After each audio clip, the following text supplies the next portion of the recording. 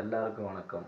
மாலை வணக்கம். இப்போ நான் என்ன சொல்ல போகிறேன்னா, கரூரில் வந்து நேற்று முந்தா நேற்றோ ஏதோ சம்திங் இந்த விஜயோட மாநாடு நடக்கும்போது விஜய் சாரோடது.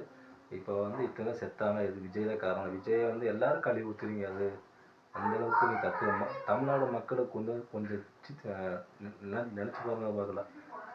அப்போ அது என்னென்னா, இப்போ வந்து மு.க. ஸ்டாலின் ஆகட்டும், எடப்பாடி ஆகட்டும், பின்ன செந்தில் பாலாஜி, இவங்க எஸ்பி வேலுமணி, இவங்க எல்லாருமே வந்து அவங்கவுங்க சொத்துக்களை காப்பாற்றுறதுக்கு வேண்டி இப்படி தரத்தான் பிடிச்சி அலைகிறான்.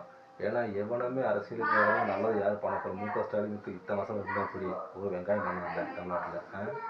இந்த தமிழ்நாடு மக்களுக்கு கொஞ்சமாவது அறிவு இருந்தால் கொஞ்சம் நினச்சி பாருங்க என்ன. ஏன்னா பொதுவாக ஒரு ஜெண்டர்லாம் வந்து இப்போ வந்து இவன் எல்லாம் எடுக்கிற 1000 ரூபா 10 மாதம் கொடுக்குறது ஒரு ஏழைப்பாள மக்களுக்கு என்னென்ன பண்ணலாம். ஆனால் மு.க. ஸ்டாலின் இந்த ஆட்சியில் வந்து இப்போ அந்த ஒன்றுமே இல்லை. இப்போ விஜய் சார் வந்து இப்போ செத்தது வந்து நான் பாவம் தான். அதை எதிர்த்து இவங்களுக்கு நல்ல ஒரு இது கொடுத்துருந்தா பிரச்சனை இல்லை. இது என்னன்னா வேணும்னே யாரோ பண்ணிக்கிறாங்கன்னு தெரியும் கேட்டப்போ. இப்போ அது உண்மை. வேணும்னே யாரோ பண்ணியிருப்பான்னு நினைக்கிறேன் நான். ஏன்னா இது வந்து துக்கமான சின்ன குழந்தை எல்லாமே செத்துக்கிறாங்க.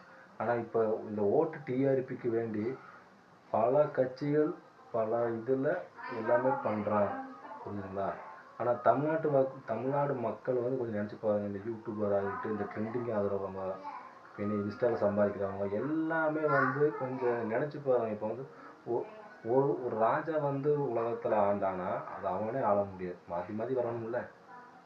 இப்போ 2026 வந்து விஜய் சார் வரவேற்ப வேண்டிய விஷயம்தான்.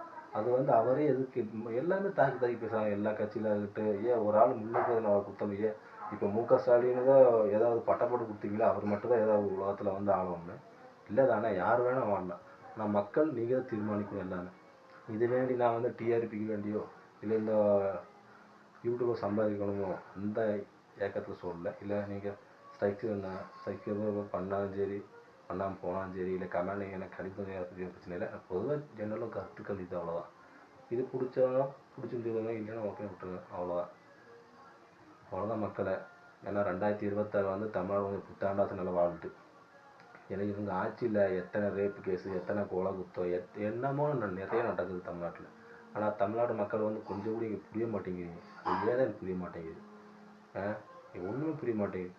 இப்போ இது விஜய் சாரை வந்து இப்போ அரசியலுக்கு வரக்கூடாதுங்கிற யாதங்கத்தில் இந்த சதி வேலை நடக்குதுன்னு நான் நினைக்கிறேன். பொதுவாக ஜெண்டரில் அதுதான் உண்மை.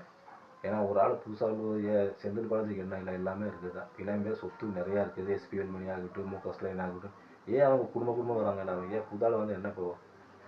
பார்த்துங்க. நன்றி, வணக்கம்.